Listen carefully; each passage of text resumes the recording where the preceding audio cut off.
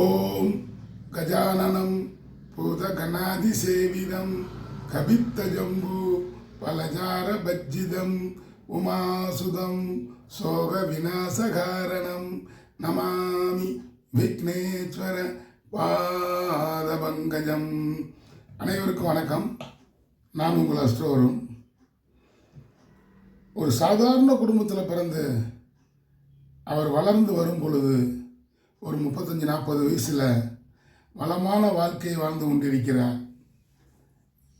எல்லா வளத்தையும் பெற்று ஜோரா உயர்ந்த இடத்துல இருக்கிறார் அப்படின்னா அவருடைய ஜாதக அமைப்பே அதற்கு காரணம். திசா புத்திகளும் காரணம் என்று சொல்லிவிடலாம். இன்னொருத்தர் பார்த்தீங்கன்னா பெரிய ஒரு கோடீஸ்வர குடும்பம், பெரிய குடும்பத்தில், வசதியான குடும்பத்தில் பிறந்திருக்கிறார். அவர் பார்த்தீங்கன்னா ஒரு 35-45 வயசில் பார்த்தீங்கன்னா திசா புத்திகள் சரியாக இல்லாததால் தகப்பனாரையும் சொத்துக்களை இழக்க விட்டு தானும் சரியாக வாழ்க்கையில் வளர முடியாமல் அதெல்லாம் பாதாளத்திற்கு சென்று தானும் கெட்டு தனது குடும்பமும் கெட்டு நட்டாத்துக்கு வந்து விடுவார். இதற்கெல்லாம் என்ன காரணம்? கிரகங்களே காரணம்.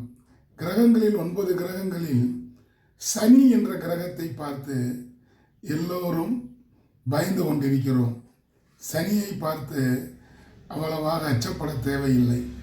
சனி ஒரு நீதிமான்.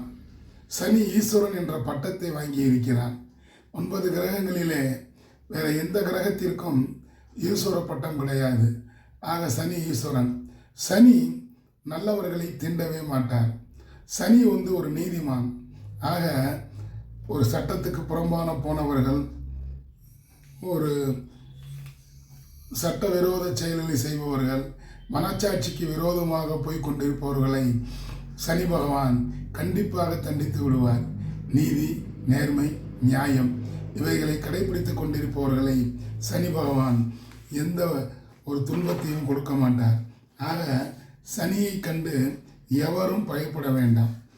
பார்த்தீங்கன்னா சனி 7.5 சனி, அஷ்டமத்து சனி, அர்த்தாஷ்டம சனி, கண்டச்சனி, பொங்கு சனி, மங்கு சனி, மாரகச்சனி, பாதச்சனி, ஜென்மச்சனி, விரயச்சனி, இப்படி சனியை சொல்லிக்கொண்டே போகலாம்.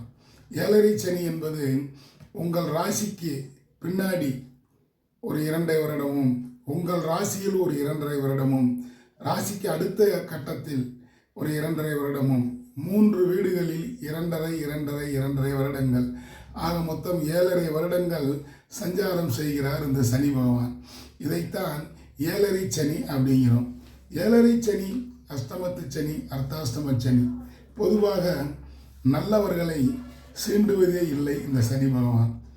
புறம்பாக மனச்சாட்சிக்கு விரோதமாக, அதாவது கொலைபாதக செயல்களை செய்பவர்களை ஆட்டி வச்சிருவார் அப்படின்னே சொல்லிடலாம். ஆக இந்த சனியை கண்டு நேர்மையாக நடப்பவர்கள் பயப்பட தேவையில்லை. இதைத்தான் சொல்லுவார்கள், சனி கொடுக்கணும்னு நினச்சா வேற எந்த கிரகத்திலும் தடுக்க முடியாது அப்படிம்பாங்க. சனி கொடுத்தால் இவர் தடுப்பார் அப்படிங்கிற மாதிரி சனி கொடுக்கணும்னு நினச்சிட்டா வேற எந்த கிரகத்தினாலையும் தடுக்க முடியாது அப்படின்னே சொல்லிடலாம். இப்போ இதை இப்படியே சொல்லிட்டு போகிறத காட்டிலும் ஒரு உதாரண ஜாதகத்தோடு நான் விளக்கினால் உங்களுக்கு மேலும் நன்றாக புரியும் என்ற காரணத்தினால் ஒரு உதாரண ஜாதகத்தை இங்கே போட்டிருக்கேன். அதை பாருங்கள். இது ஒரு துலாம் லக்ன ஜாதகம். லக்னத்திற்கு 2ஆம் இடத்திலே ராகு உச்சம், 10ஆம் இடத்து சந்திரன் கும்பத்தில் போய் உட்கார்ந்திருக்கிறார். புரட்டாதி நட்சத்திரம், குருவின் சாரம். 6ஆம் இடத்தில் லக்னாதிபதி உச்சம் பெறுகிறார் சுக்கிரன். 7இல் லாபாதிபதி உச்சம் பெறுகிறார். சித்திரை மாதம் பிறந்ததால் இந்த ஜாதகருக்கு சூரியன் உச்சம். 8இலே கேது. 9ஆம் இடத்திலே பாக்கியாதிபதி புதனும் குருவும் அமர்ந்திருக்கிறாங்க. 10இல் சனியும் செவ்வாயும். 10இல் ஒரு பாவியாவது இருக்க வேண்டும் என்பார்கள். 10இல் சனி என்ற பாவி, செவ்வாய் என்ற பாவி. அப்போ சரலக்கணத்திற்கு 2-7 குடையவன் வலு இழக்க வேண்டும். செவ்வாய் வலுவளந்து நீச்சம். சனி அங்கே போய் உட்காந்துட்டார்.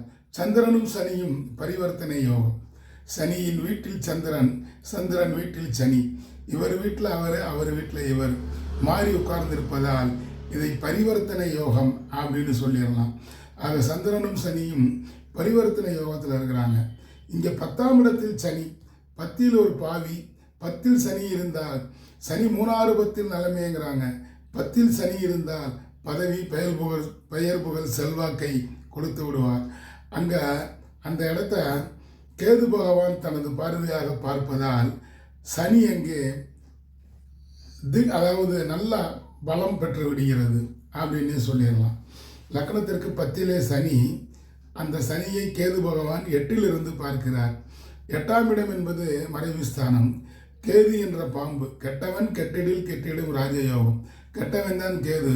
அவர் பார்க்கிறார், 8ஆம் இடத்திலிருந்து பார்ப்பதால் சனியின் பலம் கூடி விடுகிறது அப்படின்னே சொல்லிடலாம்.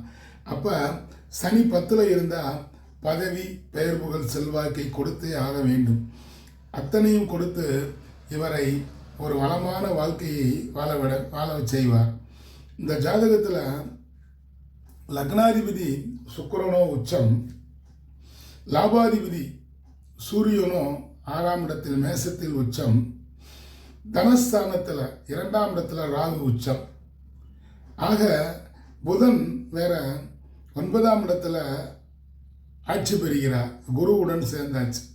அப்போ இந்த ஜாதகம் எப்படி சுபத்தன்மை பெற்று நல்ல பலம் வாய்ந்த ஜாதகம் அப்படின்னே சொல்லிடலாம்.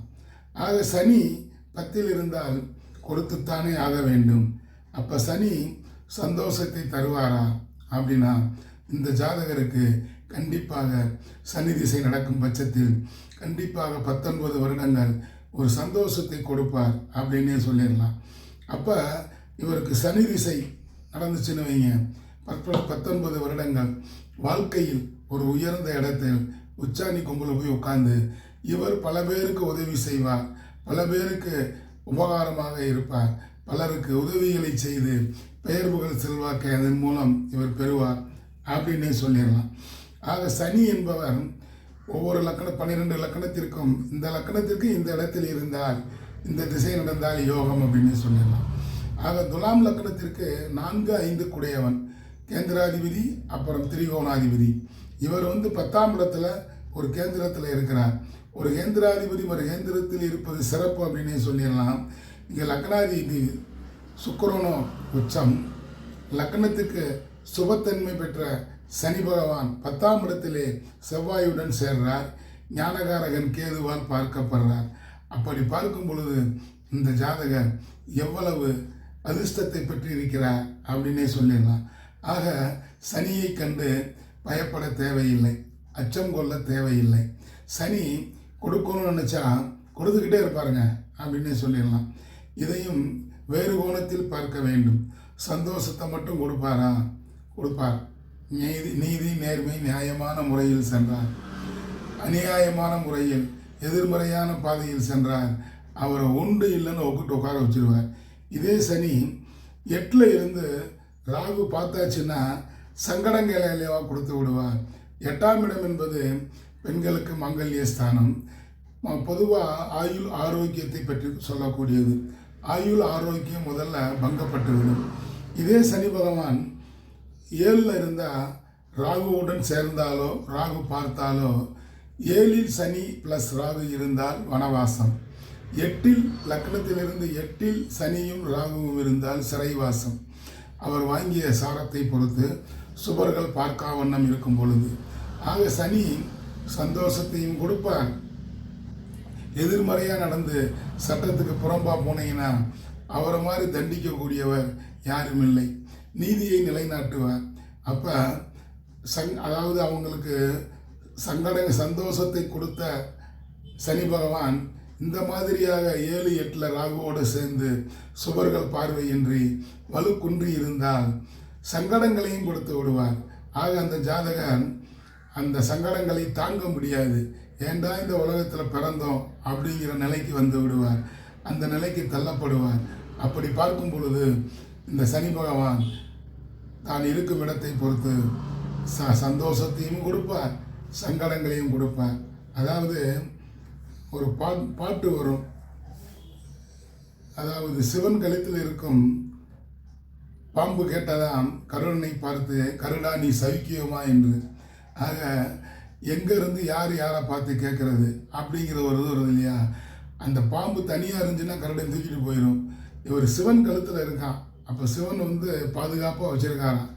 அங்கே பாதுகாப்பாக இருக்கிறனால கருடா நீ சவிக்கியமா அப்படின்னு கேட்டுச்சான். அந்த மாதிரி இந்த சனி பகவான் தான் இருக்கும் இடத்தை பொறுத்து, சுவர்கள் பார்ப்பதை பொறுத்து, என்ன சாரம் வாங்கி இருக்கிறார் அப்படிங்கிறத பொறுத்து சந்தோஷங்களை கொடுப்பார். மாறாக சனி பகவான் பகைமை பெற்று, அசுப பார்வை பெற்று, அசுப கிரகங்களின் பார்வை பெற்று இருந்தால் அவர்களுக்கு சங்கடங்களையே கொடுப்பார், சங்கடங்களையே கொடுப்பார், சங்கடங்களையே கொடுப்பார் என்று சொல்லிக்கொண்டு இந்த பதிவு உங்களுக்கு பிடிச்சிருந்தா சப்ஸ்கிரைப் பண்ணுங்கள், லைக் பண்ணுங்கள், ஷேர் பண்ணுங்கள். இதுவரையில் பெல் ஐக்கானை கிளிக் பண்ணாமல் இருந்தால் பெல் ஐக்கானை கிளிக் பண்ணுங்கள். அப்படி பெல் ஐக்கானை கிளிக் பண்ணும் பொழுது நான் பதிவிடும் அடுத்தடுத்த வீடியோக்கள் உங்களை தானாக வந்தடையும் என கூறிக்கொண்டு இந்த நாள் இனிய நாளாக இருந்ததற்கு இறைவனுக்கு நன்றி கூறி நாளைய பொழுது நல்லதாக விடியட்டும் என கூறிக்கொண்டு உங்களிடமிருந்து விடைபெறுபவர் உங்கள் அஸ்தவரும். நன்றி, வணக்கம். வாலிய வளமுடன்.